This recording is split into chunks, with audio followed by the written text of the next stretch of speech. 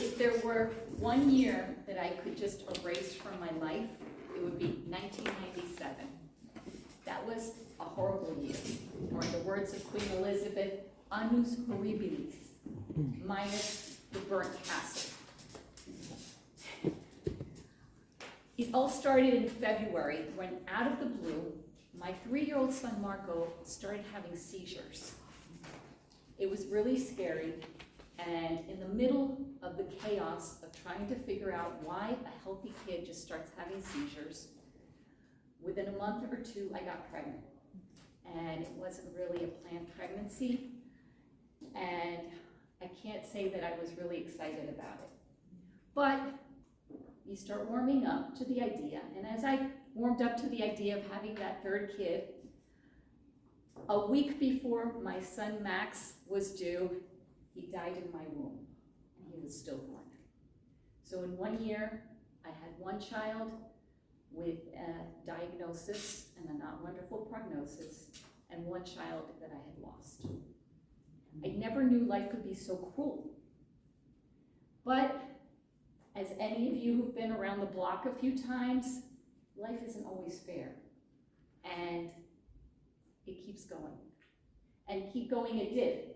A few months after Max passed, I put the kids in karate class to get them out of the house, get them busy, and the sensei offered the mothers a class so that we could do a little bit of exercise, a little bit of self-defense.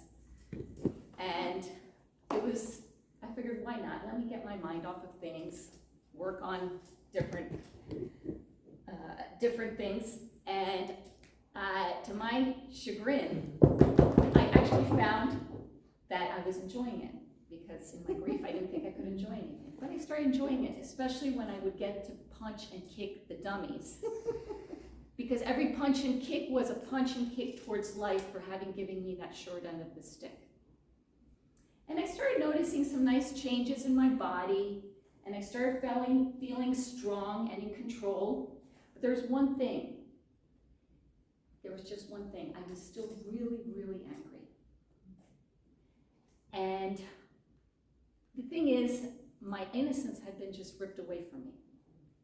I was cynical and skeptical, and I would make fun of anybody who had a little bit of an idea of being nostalgic or sentimental. I would make fun of them. I would pick arguments. I was the lady who always complained about everything. And there was another strange thing that I noticed. There were a lot of really stupid drivers that did really stupid things, and they were really attracted to me for some reason. Every day I had to scream at somebody, until one day that kind of came full circle. I was driving in Mexico City, getting on the on-ramp for a major artery in the city, and behind me a stupid guy speeds up and cuts me off. And of course I wasn't going to have that. So I sped up and cut him off. And I thought, But then he sped up again and cut me off a second time. And my adrenaline was really pumping, but I was kind of strangely psyched at the same time, because I was actually going to get to pummel somebody the way I pummeled those dummies. And my karate was going to help me, even though I knew I was going to get my butt kicked, but something, I would probably get in a good one. So he parks his car in front of mine on the right-hand lane in the highway. I see him open his door. I open my door. I get out of the car, and I see his face. We make eye contact. At that moment, it was almost like time stopped, because I could see his face, and I could see the deep-seated anger. I could see his frustration. I could see a little bit of sadness, maybe even grief. The bitterness in his face was like a reflection of my own.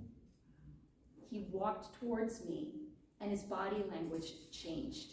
He was disappointed that I was a woman, because he wanted to pummel somebody too. And he says, "Senora, you cut me off." And it was strange to hear the honorific, considering what we had just been through, right? "I know, senor. I just wanted you to see what it felt like." With that, he walks away, back into his car. I'm standing there shaking, and I think to myself, I am so exhausted of being so angry all the time. And I've just seen what I look like and what I'm acting like. And my kids deserve better. They deserve a mom who's not putting herself in harm's way and not spreading toxicity everywhere she goes. At that moment I said, "You know what, Maria? You're not going to let Marco's diagnosis make you bitter. You're going to focus on your blessings, and you're just going to breathe easier." When I told a friend of mine what had happened, she says to me, "Oh my God, Maria, that was an angel." And I'm like, "What?" She's like, "Yes, he came to give you a message." I was a little skeptical, but I'll tell you what, the stupid drivers disappeared from my life.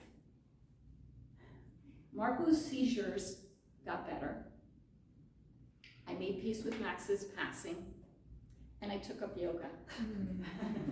And I'll tell you something, 27 years later, I still remember that angry angel, and I'm so grateful that I met him. Thank you.